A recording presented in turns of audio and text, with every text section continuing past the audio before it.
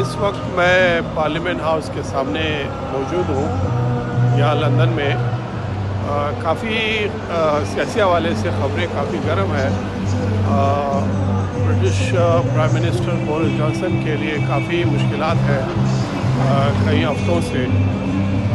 उनकी अपनी पार्टी की तरफ से ये मुतालिबा आ रहा है कि बोरिस जॉनसन को इस्तीफ़ा देना चाहिए। इस वक्त पार्लियामेंट का सेशन चल रहा है यहाँ यूके पार्लियामेंट में। बोरिस जॉनसन ने अभी ऐलान किया है, जो एक ब्रेकिंग न्यूज़ बन गई है, कि जो सारे जो कोविड रिलेटेड रिस्ट्रिक्शंस थे वो हटाए गए।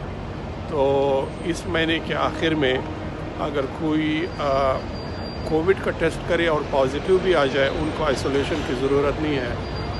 बहुत सारी जो कोविड रिलेटेड रिस्ट्रिक्शंस थी उनको आज से ये ऐलान किया गया कि महीने के आखिर में ये एप्लीकेबल नहीं होंगे।